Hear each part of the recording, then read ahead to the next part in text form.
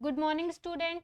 तो आज veterinary anatomy की तीसरी क्लास में आपका हार्दिक स्वागत करती हूँ।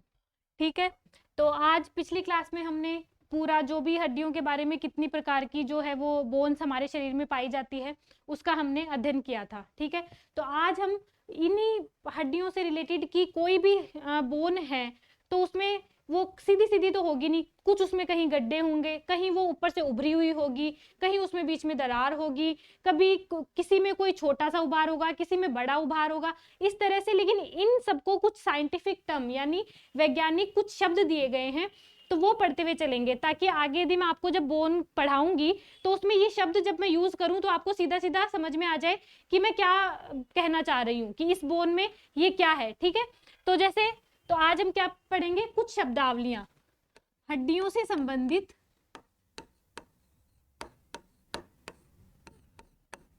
हड्डियों से संबंधित शब्दावली।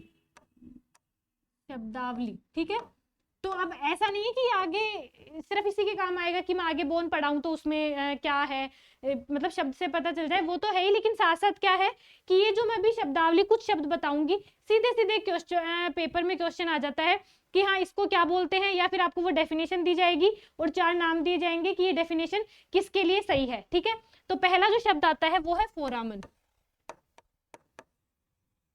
आप कोशिश करते चलिएगा कि वही जो मैं शुरू से बोलते आई हूँ कि कुछ कुछ आप जो है इनको नाम से ही आप पहचानने की कोशिश करिए। ठीक है, फोरामन, फोरामन क्या होता है, कोई भी बोन है, ठीक है, उस बोन में यदि कोई छिद्र पाया जाता है, ठीक है, अब आपको पता है बोन है तो अब उसको पोषण के लिए वहां पे ब्लड जाना चाहिए, ठीक है, या फिर उसमें तंत्रिकाएं, ताकि उसमें संवेदनाएं भी थोड़ी सी जाए कि हो क्या रहा है। ठीक है, तो इस प्रकार क्या होता है, कोई भी बोन है तो उसमें यदि कोई छिद्र पाया जाता है, यानी कि बोन में हड्डी में पाया जाने वाला जो छिद्र है उसे क्या बोलते हैं, फोरामन बोलते हैं। ठीक है, तो इसकी हम डेफिनेशन क्या होगी, हड्डी में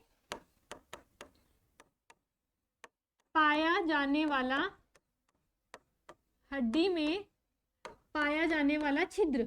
ठीक है, अब ये छिद्र क्यों पाया जाता है, ताकि इसमें से रक्त वाहिनियां जो कि बोन को पोषण प्रदान कर सके, रक्तवाहिनिकाएं, रक्तवाहिनियां एवं जो रक्तवाहिनियां और जो तंत्रिकाएं हैं, जो नर्वस सिस्टम की जो कुछ जो तंत्रिकाएं हैं जिससे कि उसमें एक सेंस रहे, एवं तंत्रिकाएं अंदर जो है वो जा सके। ठीक है, तो एक शब्द आया फोरामन। फोरामन क्या होता है, फोरामन का मतलब होता है कोई भी हड्डी में पाए जाने वाला छिद्र जिसमें से उसमें से तंत्रिकाएं और जो रक्त वाहिनियां हैं वो उसमें से गुजरती है, उसको पोषण प्रदान करती हैं। तो सीधा अपने को याद रखना है फोरामन, सीधा सीधा क्वेश्चन भी आता है फोरामन किसे कहते हैं, और 2-3 इस तरह से ऑप्शन लिखे आ जाएंगे, छिद्र उसको बोलते हैं, गड्ढा है उसको बोलते हैं, तो इस तरह से ऑप्शन पूछ के क्वेश्चन आता है। कई बार क्या होता है कि सीधा ये पूछने की हड्डी में पाए जाने वाला जो छिद्र उसको क्या बोलते हैं, तो सीधा सीधा इस तरह से भी क्वेश्चन आ सकता है। ठीक है, फिर दूसरा है, एक शब्द आता है साइनस। जैसे फोरामन है उस तरह से एक शब्द आता है साइनस। साइनस आपको याद होगा पिछली क्लास में मैंने एक जगह पढ़ा था, और हाँ ये जो लाइन, ये जो शब्द है ये आपको इसी तरह से याद करने पड़ेंगे। अब फोरामन का कोई मैं हिंदी अनुवाद नहीं कर सकती, उसको फोरामन ही बोलते हैं। ज्यादा से ज्यादा क्या इसका अर्थ आप पता कर लीजिए कि इसको हड्डी में पाए जाने वाला छिद्र। इसी तरह से जो साइनस होता है वो क्या होता है, कोई भी अस्थि है यदि उसमें वायु भरा हुआ है या कोई द्रव भरा हुआ है, मतलब कि वो भी कोई एक खाली जगह होगी तभी उसमें वायु भरी है या द्रव भरा है, जैसे कि पक्षियों में अपनों ने न्यूमेटिक बोन में पढ़ा था कि उसमें जो लॉन्ग बोन होती है उसमें साइनस होता है या एयर सैक होता है जिसमें वायु भरी होती है जिससे वो आसानी से उड़ सके, हल्के हों। तो इस प्रकार से यही एक साइनस है जो क्या है, कोई भी अस्थि है उसमें, अस्थि की गुहा है। अब गुहा है मतलब कोई भी छोटा सा वो एक ले लिया जिसमें अब गुहा है, उसी में तभी वायु और द्रव होगा। तो अस्थि की कोई भी गुहा जिसमें क्या हो, या तो वायु भरी हो या द्रव भरा हो। ठीक है, या तो वायु भरी हो या द्रव भरी हो, तो उसे क्या कहते हैं, साइनस कहेंगे। अगला एक शब्द आता है तीसरा, स्पाइन।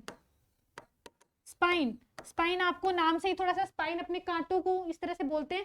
कांटा कैसा होता है? नुकीला होता है। तो कोई भी बोन है उसमें यदि कोई नुकीला सा उभार है, यदि आपको नुकीला सा उभार मिलेगा कोई भी बोन में, तो उसको क्या बोलेंगे? स्पाइन। तो स्पाइन क्या होता है? नुकीला, कोई भी नुकीला जो उभार होता है, नुकीला उभार, कोई भी बोन में यदि नुकीला उभार है तो उसको क्या बोलेंगे? स्पाइन बोलेंगे।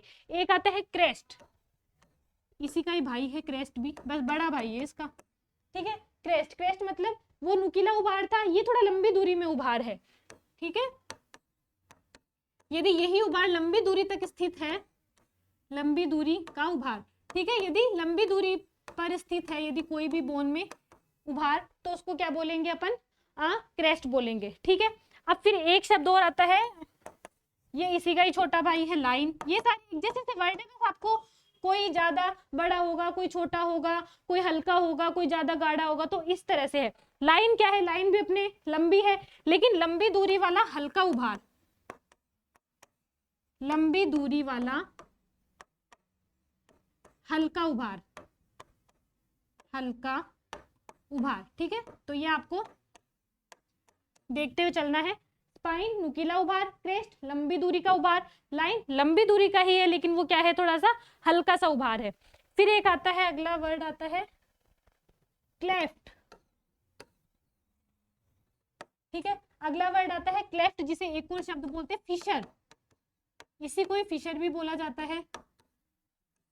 आगे जैसे ये शब्द ऐसे यूज आएंगे कि हड्डी, कोई भी बोन है, कोई भी हड्डी है, तो उसकी इस वाली सतह पे क्रेस्ट पाया जाता है, इस वाली सतह पे स्पाइन पाया जाता है। तो आप अपने आप आपको समझना पड़ेगा कि यदि मैं बोल रही हूँ कि इस बोन की, जैसे मैंने बोला स्कैपुला, तो स्कैपुला की इस सरफेस पे, मतलब वैसे लेटरल सरफेस पे होता है, तो स्कैपुला की लेटरल सरफेस पे स्पाइन पाया जाता है। तो अब आपको सेल्फ अंडरस्टूड होना चाहिए कि मैंने बताया था आपको कि स्पाइन क्या होता है, कि उसकी लेटरल सरफेस पे एक नुकीला उभार आता है, मतलब उसको इस तरह से नुकीले उभार में वो डिवाइड करेगा।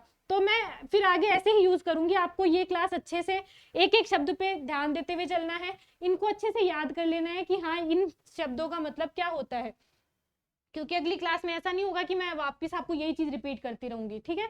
तो इस क्लास को आप अच्छे से समझते हुए चलिए, आगे मैं आपको अच्छे से बताते चलूंगी। तो क्लेफ्ट या फिशर क्या होता है? कोई भी हड्डी, उसमें यदि कोई दरार आ जाए, ठीक है, कोई भी बोन है, हड्डी है, यदि उसमें दरार है, दरार आप जानते हो, कोई जैसे कुछ भी ले लो, जैसे कप, मान लो कप है, एक शीशा है, यदि उसमें हल्की सी तरेड़ सी आ जाती है, दरार जो होती है, ठीक है, तो उस तरह से यदि कोई भी बोन है, यदि उसमें थोड़ी सी भी दरार टाइप है, तो उसको क्या बोल देंगे हम? क्लेफ्ट बोल देंगे कि फलानी जो भी हड्डी है उसमें इसकी सरफेस पे यहाँ पे क्लेफ्ट पाया जाता है, दरार दरार पाई जाती है, ठीक है। फिर एक वर्ड आता है फैसेट, ये थोड़ा सा अलग सा शब्द है, मतलब जहां पे कोई हड्डी जुड़ती है, मतलब जुड़ने वाली सतह, लेकिन ये सतह कैसी होगी? थोड़ी छोटी होगी, ठीक है। तो छोटी सतह, यदि कोई भी बोन है उसमें यदि जुड़ने वाली सतह है, यदि वो छोटी सतह है, तो उसको क्या बोलेंगे? फैसेट बोल देंगे। फिर एक एक वर्ड आता है फोविया, एक वर्ड आता है फोविया। थोड़ा सा नाम पे ऐसे इनको एक जैसे से दिखते हैं, लेकिन इनमें थोड़ा थोड़ा सा अंतर है, तो देखते चलिए, थोड़ा सा टफ पड़ेगा, लेकिन आप इसको 3-4 बार रिवाइज करेंगे तो बहुत ही आसान तरीके से याद होगा। तो फोविया जो है, फोविया क्या होता है? कोई छोटी सी गर्त है, मान लो गर्त मतलब जैसे खड्डा टाइप है ना, तो छोटा सा गर्त है, उसमें यदि कोई सतह, यदि वो गर्त में कोई चीज आके जुड़ रही है, ठीक है, तो उसको बोलेंगे। तो ये मतलब ये भी गड्ढा सा ही है, फोविया छोटा सा, लेकिन कैसा है? गर्त के रूप में, मतलब हल्का सा है, तो छोटी गर्त के रूप में, छोटी गर्त के रूप में जुड़ने वाली सतह, छोटी गर्त के रूप में जुड़ने वाली सतह। तो अब देखिए ये फैसेट, ये भी जुड़ने वाली छोटी सतह है, लेकिन ये फ्लैट सी ऐसे होगी। फोविया क्या है? छोटा सा गर्त है, उसमें हल्का सा थोड़ा सा गड्ढा सा आपको मिलेगा, ठीक है, तो उसको क्या नाम दे दिया? फोविया नाम दे दिया, ठीक है। फिर अगला एक पढ़ते हैं हम, फोसा। पहले एक फोरामन आया था, फोरामन मतलब उसमें वो छिद्र था, फोसा मतलब एक धसाव, जैसे फोबिया तो कहते हैं गर्त, गर्त मतलब बहुत ही छोटा सा ऐसे कोई डिप्रेशन सा या वैसे होगा। फोसा क्या होगा, उसमें अच्छा खासा धसाव, जो हाँ दिखेगा कि हाँ यहाँ पे कुछ ऐसे धसाव है। तो फोसा क्या होगा, हड्डी में धसाव। कोई भी बोन है, ठीक है, यदि उसमें आपको हल्का सा यदि इस तरह से धसाव मिलता है तो उसको क्या बोलेंगे, हाँ फोसा, जो कि अलग अलग टाइप के होते हैं। फिर इनमें आके दूसरी हड्डी का कोई जो उभार वाला पार्ट है से आगे देखेंगे, वो आके जुड़ेगा, जॉइंट बनाएगा। तो ये सारी चीजें बोन का ही पार्ट है, ठीक है। फिर एक आता है सलकाई, जैसे ये फोसा हो गया, ये भी हड्डी में धसाव है, इसके जैसा ये किसका भाई है, बड़ा भाई है सलकाई। मतलब ये हड्डी में धसाव है, तो यदि यही धसाव यदि ज्यादा लंबी दूरी तक पाया जाएगा, ठीक है, या इसको ग्रूव भी बोलते हैं, यदि यही जो धसाव है यदि लंबी दूरी का धसाव, लंबी दूरी में उपस्थित धसाव, ठीक है, तो यदि यही धसाव जो है यदि लंबी दूरी तक है तो इसको क्या नाम दे देंगे, सलकाई या ग्रूव्स, ठीक है। ये सलकाई, ये गहरे, ये अपना जो दिमाग होता है उसमें भी कई जो है वो इस तरह से कई धसाव या फिर उभार इसको पाए जाते हैं। तो धसाव उभार इनको सलकाई गहरे या आप आगे पढ़ेंगे तो इनमें ये चीज जो है वो पाई जाती है। तो फोसा क्या है, फोसा हड्डी में धसाव, और यही धसाव यदि लंबी दूरी तक है तो इसको क्या बोलते हैं, सलकाई। फिर एक आता है हेड। ये नाम ऐसे ही याद करने हैं, इनका कोई हिंदी में या कोई नहीं है, मैं आपको हिंदी में इनको अच्छे तरह से समझा सकती हूँ, इनका हिंदी में कोई भी नाम नहीं है। अब हेड, हेड मतलब सिर, ठीक है, सिर मतलब आप अपना ही देख लीजिए, एक सिरे पे है, सिर है एक सिरे पे है, ऐसे नहीं कि यहाँ सिर है या और कहीं है, ठीक है, बीच ऊपर ये एक सिरे पे है। तो एक सिरे पर और गोलाकार उभार, यदि कोई बोन है, इस तरह से यदि मैं एक बोन ले लेती हूँ मान लो, तो इसका जो एक सिरा है इस पर यदि कोई गोलाकार उभार है, यदि यहाँ गोलाकार उभार है उसको नहीं बोलेंगे, एक सिरे पर, ऐसे बीच में हर कहीं नहीं, एक सिरे पर यदि गोलाकार उभार है तो उसको बोलेंगे सिर, ठीक है। तो इसको क्या लिखेंगे, अस्थि के सिरे पर उपस्थित, अस्थि के सिरे पर उपस्थित गोलाकार, ठीक है, ऐसे गोला सा दिखना चाहिए, ओके, गोलाकार उभार,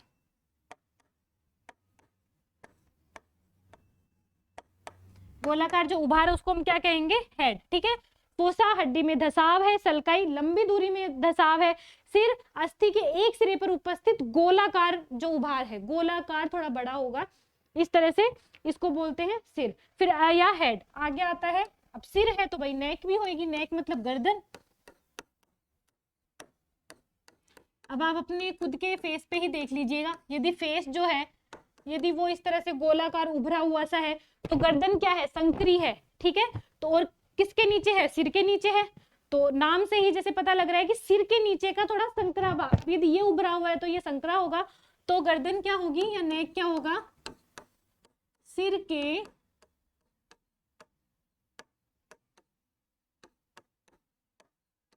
के नीचे का जो संकरा भाग है, सिर के नीचे का जो संकरा भाग है वो क्या कहलाता है, नेक या गर्दन, ठीक है। फिर एक वर्ड आता है, ये एक जैसे ऐसे वर्ड हैं, आपको बस थोड़ा सा छोटा बड़ा वही मैंने जो पहले बोला था इसी तरह से थोड़ा सा ध्यान देते हुए इनको थोड़ा याद करना है, ठीक है। आगे आता है ट्यूबरकल, एक आता है ट्यूबरकल और एक आता है ट्यूबरोसिटी, मतलब नाम में भी आप देख ही लो ये थोड़ा छोटा है, ट्यूबरोसिटी, ये भी एक दूसरे के भाई है, एक ही चीज है, बस ट्यूबरकल क्या होता है, छोटा गोलाकार उभार, छोटा गोलाकार उभार, यदि कोई गोलाकार उभार है छोटा सा है तो उसको हम क्या नाम दे देंगे, ट्यूबरकल। और यही उभार यदि बड़ा है तो उसको क्या नाम दे देंगे, ट्यूबरोसिटी, मतलब कि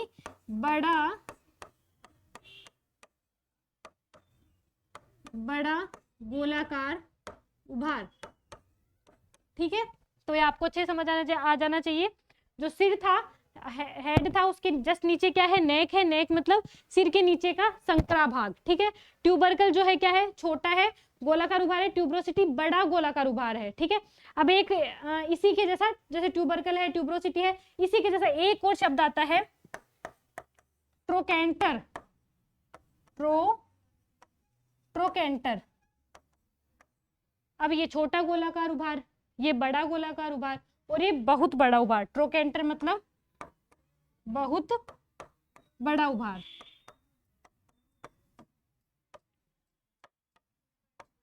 ठीक है, तो इस तरह से ये एक जैसे शब्द हैं, ट्यूबरकल, ट्यूब्रोसिटी, ट्रोकेंटर, और इनमें थोड़ा थोड़ा ही अंतर है, बस ये भी आप याद करते चलिएगा। ट्यूबरकल होता है छोटा गोलाकार उभार, ट्यूब्रोसिटी होता है बड़ा गोलाकार उभार, ट्रोकेंटर होता है कोई बहुत बड़ा उभार। ठीक है, फिर एक शब्द आता है कोंडाइल, एक आता है कोंडाइल। ठीक है, तो इसमें भी थोड़ा सा वही याद रखना पड़ेगा। कोंडाइल है कोई, ये भी जुड़ने की सतह है, लेकिन कैसी, उंगली नुमा। ठीक है, यदि वो अंगुली नुमा है, जुड़ने की सतह है अंगुली नुमा, जुड़ने की सतह। ठीक है, तो अंगुली नुमा जो भी जुड़ने की सतह होगी उसे क्या बोलेंगे, कोंडाइल जो है वो नाम देंगे। ठीक है, फिर एक आता है ट्रोक्लिया। ट्रोक्लिया मतलब ये पुली की तरह काम करेगी, पुली। ठीक है, ये कैसे, पुली की तरह, मतलब घर्षण को कम करने का। तो वही है कि पुली नुमा जुड़ने वाली सतह, पुली नुमा जुड़ने वाली सतह क्या कहलाएगी, ट्रोक्लिया। ठीक है, तो ये आपको अच्छे से याद रखना है। ट्रोक्लिया क्या होती है, पुली नुमा जुड़ने वाली सतह। फिर इसके बाद में अभी तक अपने 17 कर चुके, एक आता है कोर्नु। अब कोर्नु अपने अधिकतर जो भी कोर्नुअल वर्ड है या फिर हेमुलस, कोर्नु या हेमुलस। कोर्नु मतलब जो अपने कोर्नुअल जो अधिकतर वर्ड यूज किया जाता है वो सींग के लिए यूज किया जाता है। ठीक है, तो मतलब सींग जैसी संरचना होगी, और सींग भी कैसे, घुमावदार। तो घुमावदार जो सींग जैसी संरचना है, घुमावदार सींग जैसी संरचना, घुमावदार सींग जैसी संरचना। ठीक है, तो यदि कोई घुमावदार सींग जैसी संरचना है तो उसके लिए हम क्या वर्ड यूज करेंगे, कोर्नु। जो नाम से कोर्नुअल जहां पे भी वर्ड आ गया वहां क्या मतलब होगा, सींग। जैसे पिछली बार एक वर्ड आता फ्रेनिक, फ्रेनिक याद करो, और मैं नहीं बताऊंगी अभी आपको, देखे आपको पिछला कितना याद है, फ्रेनिक कहाँ यूज किया था और ओस फ्रेनिक क्या था। चलो इससे मैं थोड़ा सा वो बोल देती हूँ, तो आप खुद सोचिए कि आपकी कितनी तैयारी है या आप किस हिसाब से पढ़ रहे हैं। ठीक है, तो फ्रेनिक कहाँ यूज होता है वर्ड, तो आप ये खुद सोचिए और फिर देखिए। ठीक है, तो कोर्नु जहां पे भी कोर्नुअल वर्ड आएगा उसका मतलब क्या होगा, सींग।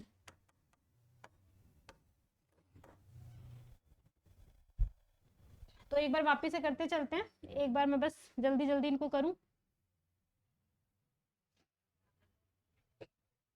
हड्डियों से संबंधित कुछ शब्दावली हमने देखी। पहला था फोरामन। फोरामन मतलब छिद्र, हड्डी में पाया जाने वाला छिद्र जहां से रक्त वाहिनिकाएं और तंत्रिकाएं जो है वो आ जा सके। फिर है साइनस मतलब कि अस्थि की कोई गुहा जिसमें वायु या द्रव उपस्थित हो। फिर आता है स्पाइन। स्पाइन मतलब नुकीला भाग, स्पाइन मतलब कांटा होता है तो नुकीला होता है कांटा भी, तो इस तरह से नुकीला भाग। क्रेस्ट लंबी दूरी का उभार, यदि यही उभार लंबी दूरी तक है तो उसको बोलेंगे लंबी क्रेस्ट। लाइन बोलेंगे लंबी दूरी वाला ही उभार है लेकिन थोड़ा हल्का है, मतलब ऐसे स्पाइन कांटे की तरह चुभने वाला नहीं, हल्का सा उभार यदि हमें दिख रहा है तो उसको बोलेंगे लाइन। फिर नेक्स्ट आता है क्लेफ्ट या फिशर, मतलब हड्डी में दरार, कोई भी तरह की यदि दरार है तो उसको बोलेंगे क्लेफ्ट। फैसेट क्या होते हैं, जुड़ने वाली छोटी सतह। फोविया छोटी गर्त के रूप में जुड़ने वाली सतह, यदि यही छोटी गर्त के रूप में उड़ने वाली सतह है तो उसको क्या बोलेंगे हम, फोविया। फिर आता है फोसा। फोसा मतलब कोई भी हड्डी में यदि धसाव है, यदि धसाव है तो उसको क्या बोलेंगे, फोसा। सलकाई यदि कोई लंबी दूरी का धसाव है तो उसको सलकाई बोलेंगे, ग्रूव बोलेंगे। हेड या सिर क्या है, सिर जैसे खुद के सर का जो है उससे भी हम अनुमान लगा सकते हैं सीधा सीधा कि अस्थि के सिरे पर उपस्थित जो भी गोलाकार उभार है। ठीक है, जो भी गोलाकार उभार है उसको क्या बोलेंगे, हेड। फिर अगला आता है नेक। नेक जैसे कि आप इससे समझ लो, नेक मतलब सिर के नीचे का संकरा भाग, सिर के नीचे है हमारी गर्दन भी तो उस तरह संकरा भाग। ट्यूबरकल छोटा गोलाकार उभार, ये एक जैसे वर्ड है, इनको अच्छे से डिफरेंशिएट करते अलग अलग करते चलिएगा। ट्यूबरोसिटी बड़ा गोलाकार उभार। ट्रोकेंटर जो है वो बहुत बड़ा उभार। कॉन्डाइल अंगुलीनुमा कोई भी जुड़ने की सतह, ट्रोक्लिया पुलीनुमा जुड़ने वाली सतह, कोर्नु, कोर्नु का मतलब जहां पे भी सींग आ जाएगा तो वहां शब्द क्या आएगा, कोर्नु या हेमुलस, घुमावदार सींग जैसी संरचना, ठीक है। फिर अब नेक्स्ट, अब ये सारा हो गया कि अब हमने पूरा हड्डी के बारे में जो भी बेसिक चीजें थी सब पढ़ ली, ठीक है। अब हम अगला टॉपिक लेंगे स्केलेटन सिस्टम, ठीक है। क्या लेंगे, स्केलेटन सिस्टम, जिसको हिंदी में क्या बोलते हैं, स्केलेटन मतलब क्या होता है, कंकाल, कंकाल सिस्टम का मतलब हो गया तंत्र, मतलब पूरे कंकाल तंत्र का अध्ययन करेंगे, ऊपर से लेकर नीचे तक कितनी हड्डियां हैं, कौन सी है, टोटल नंबर ऑफ बोन पिछले लेक्चर में मैंने बताई थी। अब कौन कौन सी है, कहाँ कहाँ पे कौन सी पाई जाती है, कौन सी लंबी है, कौन सी चपटी है, कौन सी छोटी है, इन सब बोन के बारे में हम पढ़ेंगे। अब पहली बात तो हम ये पढ़ेंगे स्केलेटन सिस्टम क्या है और क्यों है, ठीक है। क्या है, तो स्केलेटन सिस्टम है क्या, हड्डियों से बना हुआ एक ढांचा है, क्या है, बहुत सारी हड्डियों को मिलाकर बनाया गया क्या है, ढांचा है, ठीक है। जो क्यों है, क्या करता है, ठीक है। तो जो क्या करता है, शरीर को, चाहे हमारा हो चाहे जानवर का हो, एक तो सुरक्षा प्रदान करेगा, जैसे कल भी मैंने बताया था जो आंतरिक अंग है उनको सुरक्षा प्रदान करना। दूसरा, गतिशीलता, हमें चलने में जैसे सहायता प्रदान करता है, ठीक है, गतिशीलता प्रदान करना। दूसरा, चल रहे हैं तो एक सहारा प्रदान करना, हमारे जो भी शरीर के इतने सारे अंग हैं, मांसपेशियां हैं, उनको एक सहारा प्रदान करता है, कौन, स्केलेटल सिस्टम, मतलब कि कंकाल तंत्र, तो उसे हम क्या कहेंगे, कंकाल तंत्र। तो कंकाल तंत्र क्या है, एक हड्डियों का बना हुआ ढांचा है, बहुत सारी हड्डियां, ये पूरा जो है हमारा कंकाल तंत्र कहलाता है। क्या है, हड्डियों का ढांचा जो शरीर को सुरक्षा प्रदान करता है, ठीक है, जो आंतरिक अंगों को सुरक्षा प्रदान, गतिशीलता, मैं चल रही हूँ तो हड्डी है तभी चल रही हूँ, नहीं तो मैं कैसे चलती, ठीक है। तो वही है कि जो हमें गतिशीलता प्रदान करता है और जो हमें सहारा प्रदान करता है, ठीक है। हमारी मांसपेशियां, अंग जो भी है, सबको एक सहारा किसने प्रदान कर रखा है, सब जाके अल्टीमेटली से मांसपेशियां किससे जाके जुड़ रही है, हड्डी से जाके जुड़ रही है, तो इस तरह से ये सहारा प्रदान भी करता है। अब ये जो कंकाल तंत्र है इसको हम दो भाग में विभाजित करते हैं, वही हम किसी भी चीज को विभाजित क्यों करते हैं, ताकि हमें स्टडी करने में आसान हो, ठीक है, इसीलिए करते हैं। तो कंकाल तंत्र को दो भागों में विभाजित करते हैं। पहला होता है अक्षीय कंकाल, इनको नोट डाउन करते चलिएगा, आज का लेक्चर भी बहुत इंपॉर्टेंट है, सीधे सीधे क्वेश्चन आते हैं, सीधे सीधे, हालांकि थोड़ा याद करना बाद में, आप जब पूरी पोस्टियोलॉजी पढ़ लोगे तब आपको थोड़ा सा मुश्किल होगा, लेकिन आप यदि लगातार रोज का एक एक लेक्चर जो मैं करवा रही हूँ आप अच्छे से याद करते चलेंगे तो कोई मुश्किल नहीं होगा, इसको रिवाइज भी करते चलिए। तो पहला आता है, कंकाल तंत्र को दो भागों में बांटा गया है, पहला है अक्षीय कंकाल, दूसरा है उपांगीय कंकाल, उपांगीय कंकाल, ठीक है। तो अक्षीय, जैसा कि नाम से ही पता चल रहा है, अक्ष, अक्ष मतलब कि ये मेरी मीडियन अक्ष, ठीक है, एक्सियल, ठीक है, इसको जो अपने इंग्लिश में एक्सियल, ठीक है, इसको एक्सियल बोल देंगे, इसको एपेंडिकुलर, एपेंडिकुलर इसको बोलते हैं, ठीक है। तो आप वैसे इंग्लिश और हिंदी, क्योंकि पेपर दोनों में आता है, कई कई वर्ड ऐसे होते हैं जो इंग्लिश में उनको याद करना ज्यादा आसान होता है ना कि हिंदी में, तो जब पेपर दोनों शब्द भाषाओं में आता है तो आपको कहीं हिंदी में कंफ्यूजन हो तो आप इंग्लिश में भी देख सकते हो, इसलिए थोड़ा थोड़ा इन टर्मिनोलॉजी को भी देखते चलिए, ठीक है।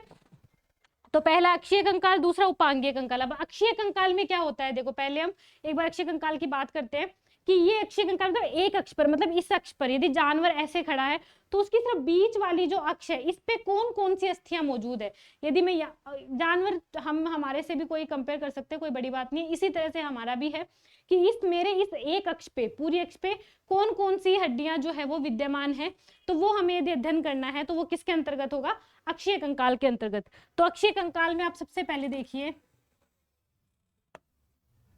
सबसे ऊपर क्या है, स्कल, सर मेरी खोपड़ी, तो इसको पहला कौन सा होएगा, स्कल, मतलब कि खोपड़ी, ठीक है। तो पहली आ गई स्कल, ठीक है। स्कल के बाद जैसे जानवर तो इस तरह से लेटा हुआ है, तो स्कल के बाद पिछला ये वाला जो पार्ट है ये कौन सा आ गया, वर्टिबल कॉलम।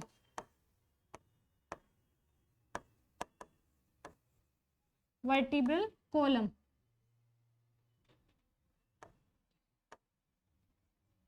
ठीक है। वर्टिबल कॉलम जो कशेरुकाएं हैं, ठीक है, कशेरुक दंड, इसको इंग्लिश में बोलेंगे, हिंदी में बोलेंगे कशेरुक दंड, ठीक है, कशेरुक दंड, ठीक है। अब कशेरुक दंड में ऐसे नहीं कि पूरा जो है जैसे जानवर है उसकी गर्दन से लेके पूरा जो उसकी पूंछ तक का भाग है वहां तक ये पूरा वर्टिबल कॉलम यानी कशेरुक दंड जो है वो मिलता है। अब सारा एक जैसा नहीं है, इन सबको अलग अलग नाम दिया गया है। जैसे जो गर्दन है, गर्दन के लिए हम वर्ड यूज करते हैं सर्वाइकल, तो जो गर्दन पे है जो कशेरुका है उनको क्या बोलेंगे, सर्वाइकल।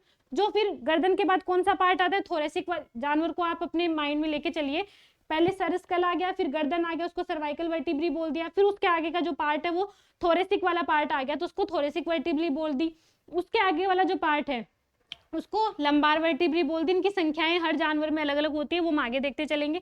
फिर लंबार के बाद आता है सैक्रल, और सैक्रल के बाद आता है कोक्सीजियल। कोक्सीजियल का मतलब होता है पूंछ, ठीक है, जहां पे भी अब जैसे कोक्सीजियल वर्ड आ गया मतलब कि पूंछ, ठीक है। तो वर्टिबल कॉलम जो कशेरुक दंड है उसमें कौन कौन सी कशेरुकाएं पाई जाती है ये हम अगले उसमें करेंगे। कशेरुक दंड जो उसमें कौन कौन सी कशेरुकाएं पाई जाती है, तो पहली आती है सर्वाइकल, सर्वाइकल, ठीक है, पहली। ये हेड तो अलग से ही आ गया जो स्कल था खोपड़ी का, फिर आगे सर्वाइकल, सर्वाइकल के बाद कौन सा पार्ट है, थोरेसिक,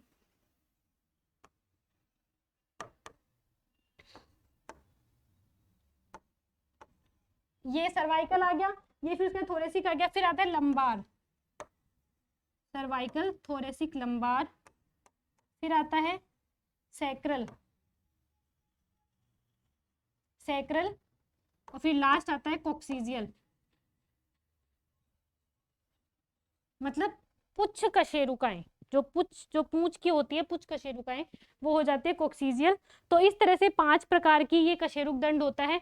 इन सब बोन की जो संख्या है वो अलग अलग जानवर में अलग अलग होती है, इनको हम आगे अच्छे से विस्तार में पढ़ेंगे, ठीक है। अब कौन कौन सी आ गई, देखो ये एक अक्ष था, या ये मेरा मान लो अक्ष है, तो इधर खोपड़ी है, इधर मेरी कशेरुकाएं आ गई है पूरी। फिर बाद में और यहाँ क्या है, जैसे कोई भी पशु है तो उसकी यहाँ पे इस जगह पे स्टर्नम, ठीक है, तो वो भी इसी अक्ष में मौजूद है। जो मतलब पशु है तो उसका जो नीचे वाला पार्ट है जहां से पसलियां जुड़ती है, पसलियां एक तरफ से तो ऊपर से तो जुड़ी होंगी कशेरुकाओं से, तब नीचे की तरफ भी तो कुछ जुड़ने के लिए चाहिए, ऐसे हवा में थोड़ा लटकती रहेंगी, तो नीचे वाला जो पार्ट है वो क्या होता है, स्टर्नम, ठीक है। तो मतलब इसका अक्षीय कंकाल का दूसरा पार्ट आ गया था कशेरुक दंड। अब तीसरा पार्ट जो है वो क्या आती है, वो क्या आता है, स्टर्नम, स्टर्नम, ठीक है, जहां पे जो पसलियां हैं वो नीचे की तरफ जुड़ती हैं। अब यदि ऊपर का कशेरुक दंड हो गया, नीचे का स्टर्नम हो गया, तो बीच में जो पसलियां हैं जो रिब्स हैं वो भी इसी लाइन में है, तो इस चौथा क्या हो गया, रिब्स, मतलब पसलियां, ठीक है। तो इस तरह से अब ये अक्षीय कंकाल की बात हो गई कि कौन कौन से इसमें, सबसे ऊपर खोपड़ी या स्कल, फिर उसके बाद में कशेरुक दंड जो अलग अलग 5 प्रकार का है, सर्वाइकल, थोरेसिक, लंबार, सैक्रल, कोक्सीजियल, जो कि गर्दन से लेके पूरा पूंछ तक जाता है पूरा कशेरुक दंड, ठीक है। तो इस तरह से हो गया। फिर बाद में ये कशेरुक दंड के जस्ट नीचे वाला जो पार्ट है वो क्या है, स्टर्नम, यानी जानवर का जो एकदम नीचे वाला पार्ट है वो क्या होगा, स्टर्नम।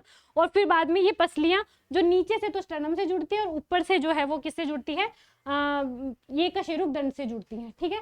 तो इस तरह से ये पूरे अक्षीय कंकाल का एक छोटा सा वर्गीकरण हो गया कि इसमें कौन कौन सी बोन्स जो है वो पाई जाती है। फिर इसके बाद में अगला आता है उपांगीय कंकाल।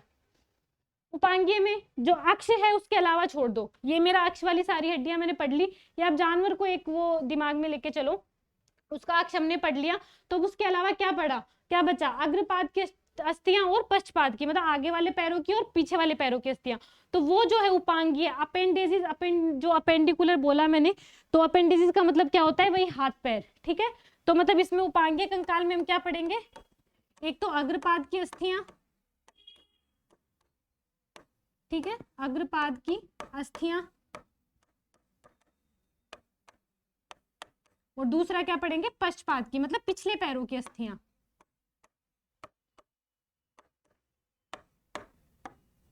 पश्चपाद की अस्थियां, ठीक है।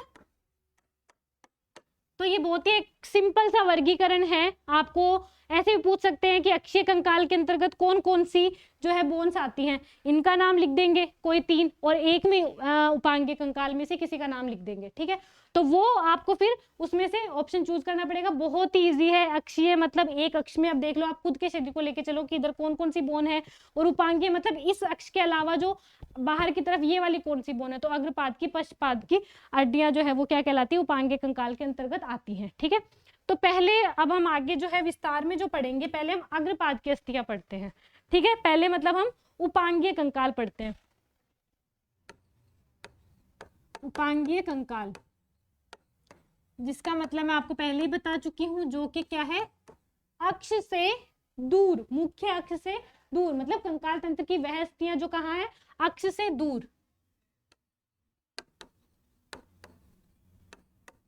कंकाल तंत्र की वह अस्थियां, कंकाल तंत्र की वह अस्थियां जो अक्ष से दूर है, जो अक्ष से क्या है, दूर है, उसको क्या बोलते हैं, अक्षीय कंकाल, सॉरी उपांगीय कंकाल। जो अक्ष पर है उसको अक्षीय, और जो अक्ष से दूर है उसको क्या बोलते हैं, उपांगीय कंकाल। तो इसमें पहली थी हमने जो पढ़ी थी वो थी अग्रपाद की अस्थियां। तो आज जो टॉपिक है वो हमारा यही है, अग्रपाद की अस्थियां, जिसे हम विस्तार से पढ़ेंगे। अग्रपाद की अस्थियां या बोन्स ऑफ फोरलिम्ब, फोरलिम्ब मतलब आगे वाले पैर, ठीक है। तो आज हम जो पढ़ेंगे वो है अग्रपाद की अस्थियां या फोरलिम्ब, ठीक है। कौन कौन सी होती है, क्या क्या पाया जाता है, इनकी विशेषताएं क्या है, कौन से जानवर में क्या विशेषताएं हैं, ये सारी चीजें जो है हम आज इसमें पढ़ेंगे। तो मैं एक रफली ऐसी डायग्राम बनाती हूँ, इसमें बनेगा नहीं, अगले पे बनाती हूँ मैं। अग्रपाद की अस्थियां, तो ये भी आप एक रफली डायग्राम से है, चाहे आप भी बना लीजिए। इसमें सिर्फ मैं बोन की पोजीशंस बता रही हूँ, और यही पोजीशंस हमारे साथ भी, ये वाली जो सारी बोन्स है जैसे जानवरों में मौजूद होती है वैसे ही हम में मौजूद होती है। तो एक तरह से ऐसे सोच के चलो कि हम हमारे हाथ का ही अध्ययन कर रहे हैं, ठीक है। बस थोड़ा सा जानवर को भी माइंड में लेके चलो कि हाँ इस तरह से होती है, बाकी सेम ही चीज है, ठीक है। तो अग्रपाद की अस्थियों में सबसे पहले देखो, जैसे मैं एक डायग्राम से बनाती हूँ, सबसे पहले आती है स्केपुला। ये इस तरह से एक ट्रायंगुलर सी बोन होती है, स्केपुला, ठीक है। अपने में स्केपुला इधर है, ठीक है। जानवर यदि इस तरह से है तो उसका लेटरल साइड में, फिर पिछले वाले लेक्चर की बात आ गई, लेटरल साइड कौन सा होगा, जो मीडियन प्लेन से दूर होगा, बाहर की तरफ होगा, तो मतलब इस तरफ होगा। तो मतलब यदि जानवर इस तरह से हम यदि उसको सोचते हैं तो लेटरल साइड में जो है कौन सी बोन पाई जाती है, स्केपुला। तो पहली जो बोन है अग्रपाद की वो कौन सी होगी, स्केपुला। दूसरी जो है, अब स्केपुला के साथ एक कोई बोन है,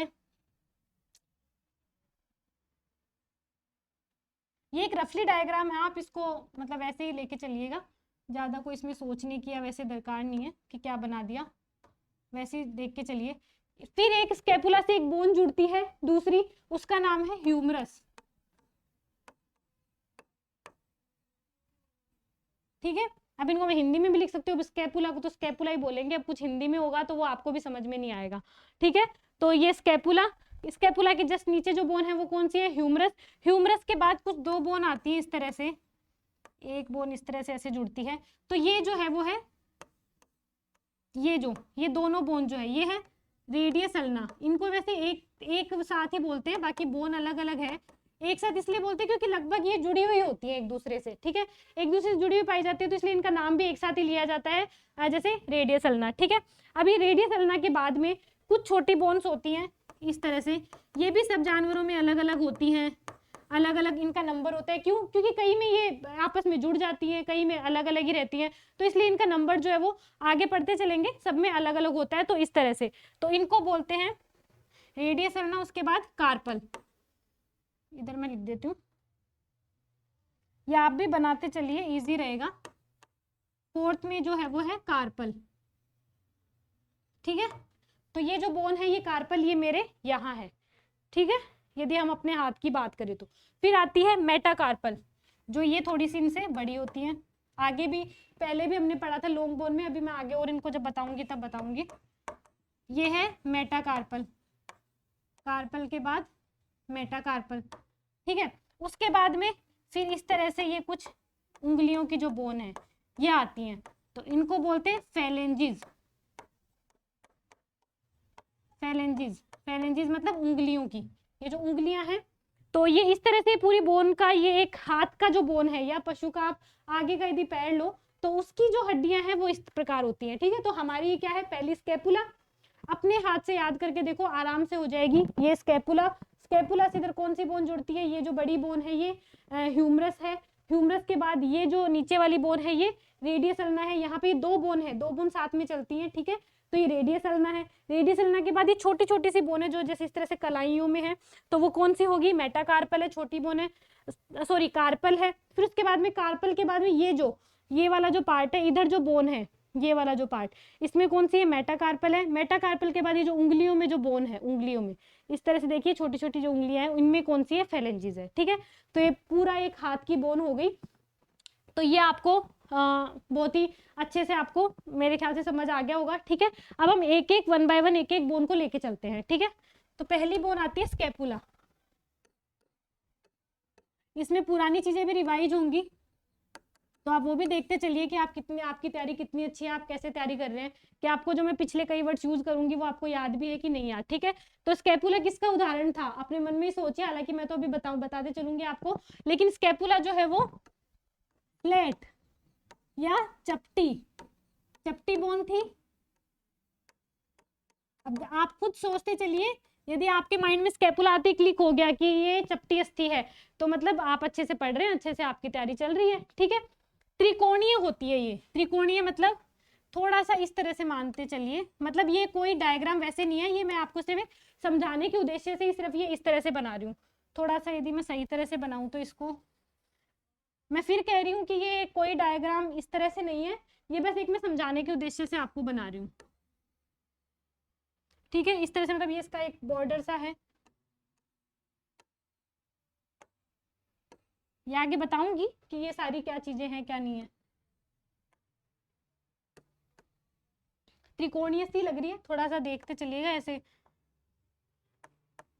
इस टाइप की, मतलब कुछ इस तरह की सी होती है। तो एक ही ट्रायंगल सा बना रही है, इस तरह से है, तो मतलब ये कैसी बोन है, त्रिकोणीय, ठीक है। कैसी बोन के अंतर्गत आएगी, ये चपटी बोन है और ये त्रिकोणीय, इसकी जो आकृति है वो त्रिकोणीय होती है। अब इस बोन में आप कोई भी मतलब त्रिकोणीय चीज है, इसी को आप वो करके चलो, इसकी दो सरफेस होगी या दो सतह होगी, एक ये वाली एक पीछे वाली, और जानवर इस तरह से लेटा हुआ है, तो मतलब एक से तो उसकी बाहर की तरफ होगी, क्योंकि उसकी जो स्कैपुला की स्थिति है, यदि हम इस तरह से जानवर को लेके चलते हैं तो स्कैपुला इस तरफ होती है, ठीक है, जहाँ पे उसका आगे का पैर होता है उसके जस्ट ऊपर की तरफ मानो, है ना। तो इस तरह से उसकी बोन जो है वो उपस्थित होती है। तो एक पार्ट उसका, एक सतह बाहर की तरफ, एक सतह अंदर की तरफ। तो जो मीडियन सतह की तरफ है, फिर मैं पुरानी वाली बात आ रही है कि मतलब ये वाली सतह बाहर की तरफ है तो लेटरल, ये मिड लाइन की तरफ है मतलब ये मीडियल, ठीक है। तो दो सतह होती है इसकी, स्कैपुला की दो सतह होती है, ठीक है। और दो सतह होती है, तीन कोण, एक दो तीन, डायग्राम से पता चल रहा है। तो कितने कोण होते हैं, दो कोण तीन कोण होते हैं, और तीन ही, ये एक लाइन, दो लाइन, तीन लाइन, इनको लाइनों को बोलते हैं बॉर्डर, ठीक है। तो तीन ही कितने क्या होते हैं, बॉर्डर, ठीक है। तो इस तरह से दो सतह है, ठीक है, लेटरल और मीडियन, और फिर तीन इसमें ये कोण हो गए, और तीन ही क्या है, ये बॉर्डर हो गए, ठीक है। अब दो सतह में पहली सतह आती है पार्श्व सतह या लेटरल, इनको हम बाद में करेंगे। जो तीन कोण, बस इनमें और कुछ बात नहीं है, तीन कोण है तीन बॉर्डर है, जो इसी से स्पष्ट हो रहा है।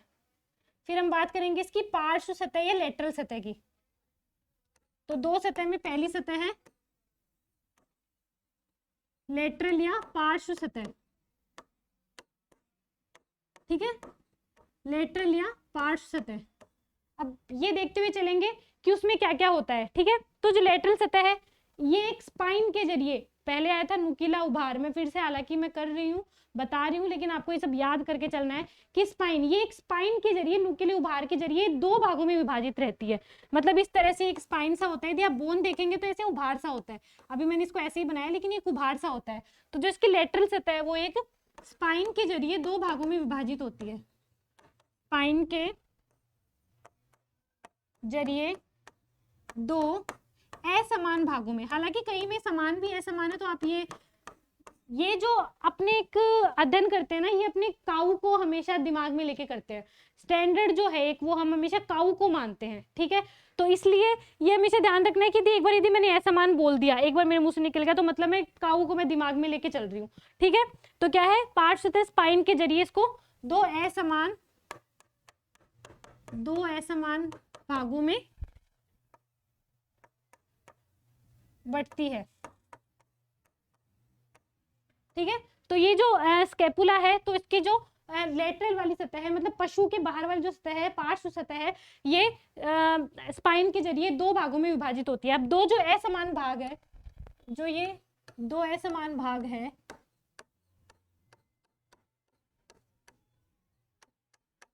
अब ये जो दो असमान भाग है, इनको क्या क्या बोलते हैं। अब असमान है तो सेल्फ अंडरस्टूड है, असमान क्यों बोला, या तो एक छोटा था एक बड़ा था इसीलिए बोला। तो एक होता है छोटा, एक होता है बड़ा। अब इसमें तो कुछ समझाने वाली कोई बात ही नहीं थी, मैंने असमान बोल दिया तो, ठीक है। एक छोटा एक बड़ा है, तो छोटे वाले पार्ट को बोलते हैं एंटीरियर। एंटीरियर मतलब आगे की तरफ, बड़ा वाला भाग जो है वो फिर कौन सा हो गया, पोस्टीरियर, ठीक है। आगे वाला भाग हो गया एंटीरियर और पीछे वाला भाग हो गया पोस्टीरियर, क्योंकि मतलब दो भागों में उसको बांटा था, ठीक है। तो बड़ा वाला भाग पोस्टीरियर और आगे वाला एंटीरियर। अब इनका कुछ नाम होता है, ठीक है। छोटे वाले भाग को बोलते हैं सुप्रा स्पाइनस फोसा। अब ये आपको अच्छे से याद करना है, क्योंकि सीधा सीधा क्वेश्चन आता है कि सुप्रा स्पाइनस फोसा कौन सी बोन में पाया जाता है, ठीक है। आपको बहुत ही अच्छे से याद करते चलना है, सीधी सीधी चीज है कि सीधा सीधा आएगा। सुप्रा स्पाइनस फोसा कौन से बोन में पाया जाता है, दो तीन आपको मतलब चार ऑप्शन होंगे, और उसमें से आपको सीधा सीधा, यदि आपने स्केपुला अच्छे से पढ़ी हुई तो आपको सीधा क्लिक करना चाहिए, अरे हाँ सुप्रा स्पाइनस फोसा मतलब स्केपुला, ठीक है। अच्छे से याद होना चाहिए। तो इनको तो आप बहुत ही अच्छे से याद कर लो, रट लो। आज का लेक्चर जो है वो अब आज का ही नहीं, आगे के जो भी आने वाले जो ये अस्थियां पढ़ेंगे, इनमें एक एक चीज ही, एक एक लाइन बहुत ही इंपॉर्टेंट है। और मैं वैसे भी बहुत ही इंपॉर्टेंट चीजों को ही आपको पढ़ा रही हूँ, ज्यादा डिटेल में जो आपके नहीं आएगा उसमें मैं नहीं जा रही बिल्कुल भी। तो इसको यदि सुप्रा स्पाइनस बोल दिया, तो सुप्रा का उल्टा क्या होता है, इंफ्रा, मतलब छोटा, ठीक है। तो अगले का नाम होगा इंफ्रा स्पाइनस फोसा। तो ये भी क्वेश्चन बन गया कि इंफ्रा स्पाइनस फोसा किस में मिलता है, ठीक है। तो ये भी इंपॉर्टेंट बन गया क्वेश्चन। तो स्केपुला में कौन क्या क्या मिलता है, सुप्रा स्पाइनस फोसा और इंफ्रा स्पाइनस फोसा, ठीक है। सीधा सीधा ये अच्छे से याद करने वाली चीज है। अब और आगे लेते चलेंगे, लेकिन फिलहाल हम यदि काऊ की बात कर रहे हैं, तो इसमें जो इनका जो अनुपात है वो होता है 1:3। मतलब कि वो जो स्पाइन जो बीच में है, ये छोटा वाला पार्ट यदि इतना है, तो इसका जो ये इंफ्रा स्पाइनस फोसा जो है या बड़ा वाला पार्ट है, ये इसका 3 गुना होगा, ठीक है। तो इस तरह से, और ये जो अनुपात है ये अलग अलग जानवर में अलग अलग है, वो हम आगे अभी देखते चलेंगे, ठीक है। तो फिलहाल तो ये याद रखो कि 1:3 होता है किसमें, गाय में, काऊ में, ठीक है। तो काऊ में जो सुप्रा स्पाइनस फोसा है और इंफ्रा स्पाइनस फोसा है, जो कौन सी बोन में है, कौन सी बोन पढ़ रहे हैं हम, स्केपुला। तो स्केपुला में जो है इसका अनुपात क्या होता है, 1:3 होता है। अब जैसे अगली बात आ गई कि स्पाइन है, ठीक है, स्पाइन हमने पढ़ लिया। अब जो स्पाइन है वो क्या, जैसे इस तरह से वो बोन थी, अभी इस तरह से जब ये नीचे बढ़ता है, स्पाइन जो है वो मतलब उभार है, नुकीला उभार है, इस तरह से जब वो नीचे बढ़ता है तो एक प्रोमिनेंट, मतलब कि और ज्यादा थोड़ा सा ऐसे वो हो जाता है, बड़ा सा हो जाता है, और आगे की तरफ जाके मतलब नीचे की तरफ जाके और ज्यादा एक उभार बनाता है, ठीक है। तो उस उभार को क्या बोलते हैं, एक्रोमियन प्रोसेस। मैं हिंदी में ही लिख देती हूँ, एक्रोमियन प्रोसेस, एक्रोमियन प्रोसेस। फिर से एक क्वेश्चन आ गया है, ठीक है, फिर से ये एक और क्वेश्चन है, ठीक है। तो इसको भी याद करते चलिए, एक्रोमियन प्रोसेस कहाँ पाया जाता है, कौन सी बोन में पाया जाता है, तो कौन सी बोन में पाया जाता है, स्केपुला। सीधा सीधा क्वेश्चन है, देखो ये बस आपको याद ही रखना पड़ेगा, इनमें और कुछ मैं जितना समझा सकती हूँ समझा रही हूँ, लेकिन कहीं ना कहीं आपको याद ही करना पड़ेगा। तो ये सारी होगी लेटरल सरफेस की बात, कि स्पाइन था, दो भागों में बांटा, सुप्रास्पाइनस फोसा, इंफ्रास्पाइनस फोसा, इनका अनुपात क्या है, काऊ में क्या, भी सिर्फ काऊ में पड़ा है, डिफरेंशिएट करते हैं हम लास्ट में चलेंगे, जब ये बोन पूरी हो जाएगी उसके बाद हम डिफरेंशिएट करेंगे कि किसमें क्या अनुपात होता है, ठीक है। अब जैसे ये हो गया, अब इसमें है पहली सरफेस हमने पढ़ ली लेटरल, दूसरी medial, medial surface, medial surface यानी जो उसकी बाहर की सतह की बात कर ली, अब थोड़ी अंदर वाली सतह की बात कर लेते हैं। तो अब जो अंदर वाली सतह होगी उसमें क्या थोड़ा सा गड्ढा सा होता है, गड्ढा मतलब थोड़ा सा शैलो, हल्का सा शैलो मतलब हल्का सा डिप्रेशन सा मिलता है, जिसे बोलते हैं सब स्केपुलर फोसा, ठीक है। तो जो मीडियल सरफेस में मिलता है सब स्केपुलर फोसा, तो अब ये सीधा सीधा, इसमें कोई हिंदी नहीं है, उल्टा हिंदी के चक्कर में तो आप और उल्टा फंस जाओगे, समझ नहीं आएगा। तो सीधा सीधा है सब स्केपुलर फोसा कौन सी बोन में पाया जाता है, स्केपुलर। ज्यादा डीप पूछ लेंगे तो ये पूछेंगे कि कौन सी सरफेस पर पाया जाता है, तो कौन सी सरफेस पर, मीडियल सरफेस पर, ठीक है। तो ये अच्छे से याद करते चलना है। एक्रोमियन प्रोसेस किसमें, सुप्रास्पाइनस फोसा किसमें, इंफ्रास्पाइनस फोसा किसमें, सब स्केपुलर जो फोसा है वो किसमें होता है, ठीक है। अब जैसे आगे स्केपुला है तो वो आगे चल के किससे जुड़ेगी, जो भी मैंने पहले एक डायग्राम बनाया था, वो आगे चल के किससे जुड़ेगी, ये स्केपुला है, आगे चल के ये ह्यूमरस से जुड़ेगी। तो ह्यूमरस यहाँ पे जब भी कुछ मतलब ये जोड़ेगा, कोई भी दो बोन जुड़ेंगी तो एक का तो थोड़ा उभार होना चाहिए और एक में थोड़ा सा गर्त होना चाहिए। मतलब यदि एक में इस तरह से गर्त है और एक में इस तरह से उभार वाला हिस्सा है तो वो ऐसे जुड़ेगा, ठीक है। तो मतलब कि इस वाली बोन में थोड़ा सा गड्ढा सा ऐसे गर्त होता है इस तरह से, ठीक है, इस तरह से, या कोई कैविटी होगी, है ना, फिर उसमें अगली वाली बोन का इस तरह से जाके ये एक जॉइंट बनाएगा, ठीक है। तो ये हमें ध्यान रखना है कि यदि कि ये वाला जो पार्ट है यहाँ पे आके ह्यूमरस जुड़ेगी, तो एक ये जो स्केपुला बोन है, ये एक मतलब स्केपुला बोन आगे चलकर, मतलब उसका जो ये डिस्टल एंड माना जाता है, मतलब दूर वाला भाग जो है, अंतिम सिरा जो है, वो क्या बनाता है, एक ग्लिनोइड कैविटी बनाता है, ग्लिनोइड कैविटी बनाता है। तो फिर से एक और क्वेश्चन कि स्केपुला में या फिर ग्लिनोइड कैविटी कहाँ पाई जाती है, कहाँ पाई जाती है, स्केपुला में पाई जाती है, सीधी सीधी बात है, जिसमें क्या होगा, ह्यूमरस जो है उसका हेड जो है वो जाके फिट हो जाएगा। ये फिर मैं आपको बताऊंगी कौन सा ये जॉइंट बनता है, क्या नाम है इस जॉइंट का, ठीक है। तो ये सीधा सीधा सा ये क्वेश्चन है, ठीक है। बाकी ये देख लो, ये क्या है, इंग्लिश में को क्या बोलते हैं, शोल्डर। तो मतलब स्केपुला और ह्यूमरस दोनों मिलकर कौन सा जॉइंट बना रही है, शोल्डर जॉइंट, ठीक है, नाम से ही है। आगे जॉइंट्स में हम पढ़ेंगे, पहले एक बार ये पढ़ते हैं। अब देखो इसमें ये सारी बात हो गई थी, आगे हम कहाँ तक पहुंचे थे, हाँ कि सब स्केपुलर फोसा की बात हो गई थी। फिर आगे अब हम अलग अलग जो स्केपुला है वो अलग अलग जानवर की कैसे क्या होती है। तो पहले हम हॉर्स की बात लेके चलते हैं कि उसमें जो सुप्रास्पाइनस और इंफ्रास्पाइनस का जो अनुपात है वो कितना होता है, 1:2, ठीक है। ये आपको लेके चलना है, सुप्रास्पाइनस और इंफ्रास्पाइनस, ये है सुप्रास्पाइनस और ये इंफ्रास्पाइनस फोसा, तो इनका अनुपात क्या होता है, 1:2 होता है। और इसमें जो एक्रोमियन प्रोसेस था, एक्रोमियन प्रोसेस, वो क्या होता है, अनुपस्थित होता है घोड़े में। ये सीधे सीधे क्वेश्चन पूछे जाते हैं कि 4 एनिमल्स के नाम देंगे, एक्रोमियन प्रोसेस किस में अनुपस्थित होता है, तो सीधा सीधा है किस में अनुपस्थित होता है, घोड़े में एक्रोमियन प्रोसेस अनुपस्थित होता है। सीधी सीधी बात है, इसमें कुछ भी लेना देना या कुछ भी वो नहीं है, ठीक है। फिर उसके बाद में, अब ये घोड़े की बात कर ली, अब करते हैं डॉग की बात।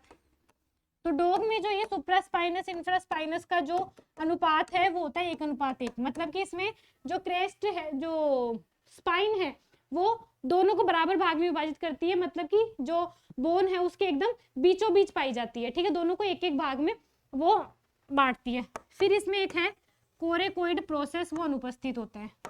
ये भी सीधा सीधा पूछ लेते हैं कि किस कौन से जानवर में कोरेकोइड प्रोसेस अनुपस्थित होता है, डॉग में। बाकी इंपॉर्टेंट है, एक्रोमियन प्रोसेस किस में अनुपस्थित होता है, हॉर्स में, अच्छे से याद करना है। फिर अगला आता है फाउल, फाउल मतलब मुर्गा, अगला एक आता है फाउल, फाउल, फाउल मतलब मुर्गा, ठीक है। मुर्गा में क्या होता है, मुर्गे में, ठीक है। अब जैसे मुर्गे में क्या होता है, मुर्गे की जो एक तो स्कैपुला है वो तलवार जैसी होती है, एक तो वैसे ही पतला सा है, हड्डियां भी एकदम पतली सी हल्की बनाई है भगवान ने, तो मतलब जो स्कैपुला है पहले ही चपटी है, तो चपटी का और चपटी कर दिया तो वो कैसी बनेगी, एक तलवार जैसी लगेगी। तो जो मुर्गे में जो स्कैपुला है वो कैसी होती है, तलवार नुमा होती है। ठीक है, कैसी होती है, मुर्गे में जो स्कैपुला है वो तलवार नुमा होती है। ये भी पूछ ले तलवार नुमा किस में होती है स्कैपुला, सीधा सीधा आंसर है मुर्गे में होती है। इसमें एक चीज पाई जाती है, ये टर्म याद कर लो, फोरामन ट्राइओसियम। ट्राइओसियम सब कुछ पूरा नाम ही बता रहा है ये कि क्या है, क्या चीज है। सीधी सीधी चीज देखो, फोरामन है, फोरामन मतलब पढ़ा था, एक मतलब एक छेद या एक वैसे उस तरह से है, छेद है, ठीक है। ट्राई मतलब तीन, ओसियम मतलब अस्थि, अस्थि के लिए हम ये ओस्टियो या ओस जो भी ये यूज करते हैं, ठीक है। तो तीन अस्थियां, मतलब कि एक तीन अस्थियां मिलकर, मुर्गे में तीन अस्थियां मिलकर एक छेद बनाती है, ठीक है।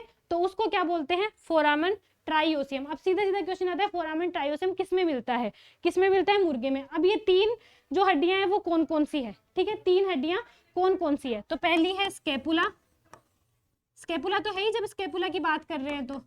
दूसरी है फर्कुला, ये इसमें बोन पाई जाती है मुर्गे में। तीसरी है कोरेकोइड, कोरेकोइड। तो ये तीन बोन है, कभी कभी इन तीनों बोन का भी पूछ लिया जाता है कि फोरामन ट्राइओसियम कौन कौन से तीन बोन मिलकर बनाती है, तो इनका नाम दे दिया जाएगा, ठीक है, कि ये तीन बोन मिलकर जो है क्या बनाती है, फोरामन ट्राइओसियम जो है वो बनाती है। फिर एक जिसमें ये जैसे ग्लिनोइड कैविटी थी और जानवरों में तो जिनमें ह्यूमरस का हेड आके फिट हो रहा था, तो इसमें फोरामन ट्राइओसियम है जिसमें ह्यूमरस का हेड जो है वो फिट होता है। किसका, ह्यूमरस का सिर, हेड, ह्यूमरस का सिर जो है आके फिट होता है और जॉइंट बनाता है, ठीक है। फिर आगे बात करते हैं पिग की, हालांकि वो इतना इंपॉर्टेंट है नहीं, फिर भी देखते चलते हैं पिग की।